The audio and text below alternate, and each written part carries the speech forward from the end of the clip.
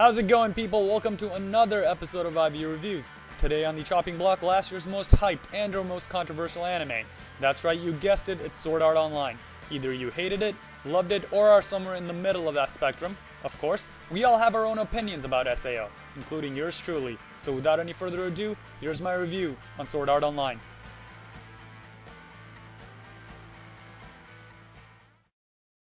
Sword Art Online has a relatively original plot. It revolves around our main character, Kirigaya Kazuto, or Kirito, who finds himself playing a virtual massively multiplayer online role-playing game, or a VMMORPG, called Sword Art Online.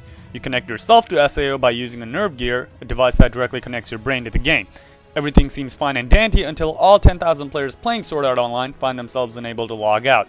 Later on, we find that the creator of SAO, Kaiba Akihiko, has disabled a logout system, effectively trapping all players in the world of SAO, and the only way to escape the game is to beat all 100 levels of SAO. Oh, and if you die in the game, you die in real life. If someone unplugs your nerve gear in real life, you also die in real life, because the nerve gear sends some sort of EMP burst into your brain that completely destroys it. Moving right along, Kirito goes about beating the game level by level like the one-man army that he is, while helping people beat the game's levels and having random girls fall for him.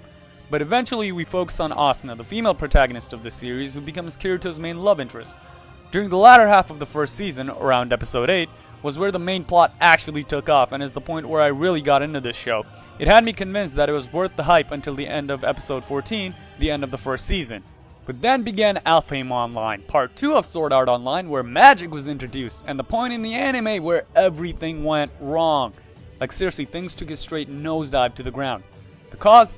Sisterly love. The plot of this arc isn't even worth mentioning because number 1, it would be spoilers, and number 2, there really isn't an interesting enough plot, so I'd be wasting your precious YouTube minutes explaining it. So moving right along. Now the concept of sisterly love has been beaten to hell by the anime industry, with the new anime and or manga being released every season with bro and sis love as a central theme. Some animes execute this really well, but with SAO it was an unnecessary addition. You already had a strong female lead, why introduce another? This is what caused SAO to fall apart in the latter half of the series plot-wise. Not the plot holes throughout the show, not Kirito being OP, and not the useless filler, but the introduction of his sister to the series. Stupid Emoto-chan. Kirigaya Kazuto, also known as Kirito, which is his avatar name in SAO, is our main overpowered protagonist. He was originally a beta tester for SAO and thus has immense knowledge of the game prior to the stunt Kaiba Akihiko pulled, which trapped everyone in the game. Thus he's considered a cheater, being called a beater because beta tester plus cheater apparently equals beater by the rest of the players. He prefers to go solo in the entire game without partying up with anyone or joining any guild because of personal reasons, but later on joins a party with Asuna. His fighting style relies on swordplay, of course, because that's all you get in SAO. Later on in Alfheim Online he has magical illusionary powers, but still relies heavily on swordplay for combat. Yuki Asuna, or Asuna, is our main female protagonist and Kirito's girlfriend slash wife in Sword Art Online. She's known for her lightning-fast combat capabilities and cooking skills, therefore making her a commander in the strongest guild in SAO. And now for the rest of the cast. Sugu, Kirito's sister, cousin actually, is not important, except for the fact that she killed the show. The end. Moving right along. Yui is Kirito's and Asuna's in-game daughter, an admin program in SAO of Pixie in Alfheim Online. She's basically a cheat code slash hacking tool. Kaiba Akihiko is the creator of SAO, the main villain of sorts for the first part of the series. He's the guy who trapped 10,000 players in the SAO world. Sugo is the main villain of Alfheim Online. He's a pervert. Just look at those eyes, you can totally tell. The rest of the cast, which includes a lot of minor characters, are somewhat forgettable and are mainly used as a plot device for filler episodes. They do their job excellently while on screen, but forget to really leave an impression afterwards. In a nutshell, the overall cast of SAO is average, with not many characters sticking out except for the main two protagonists, Kirito and Asuna. For music, there's one name, and that's all you need to know. Yuki Kajiura. Oh, you know that person who made the music for Fate Zero, Madoka Magica, and Karno Kyukai. In other words, music in SAO is awesome. Animation is solid in SAO, smooth and easy on the eyes. Not the greatest animation ever, but definitely one of the better ones out there. Okay, from here on out, this review is going to consist of my opinions only. Having read the light novel as soon as I finished the show, I realized something. The anime of SAO is a victim and doesn't deserve the hate that it does. As a show, it was great for the first SAO arc, and it had enough in it to continue being entertaining in the Alfheim arc, even though the plot sucked horribly. But the light novel is a god compared to the anime. The sisterly love was handled in a much better fashion, and things were left out in both arcs, which led to the anime not being as good and the plot to be all over the place. So the reason SAO sucked for the people who hate it is due to the failure of the writers who made the anime.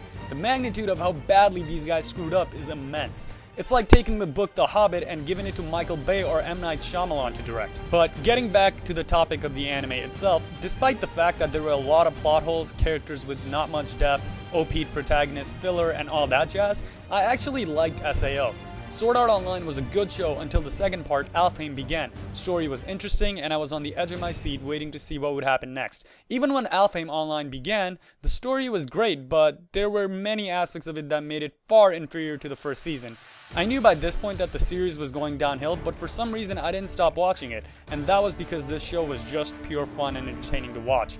There are moments when you wished Kirito had more power, or for some random plot device to occur to save someone, because although not all the characters are memorable, they did leave an impression during their screen time. The reason why I like SAO so much was because it had a great action, including one of the best fight scenes I have ever seen, and a decent love story, which for some reason always hooks me to any show. I found myself glued to my laptop until the very end of SAO, and the ending was executed excellently given the failure of the second season leading up to it.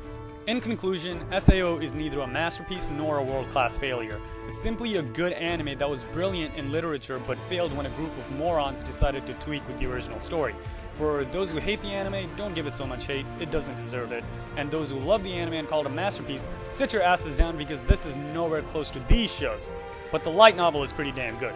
So for both parties, I recommend reading them. Oh yeah, and in the future, if they decide to make an anime of the remaining arcs, for example Gun Gale Online, my advice is that they stick to the light novel and everything that happens in it. The fanbase will be a lot happier and the writers will still get their damn money. It's a win-win scenario for both parties, so don't screw it up. And with that, I end my rant.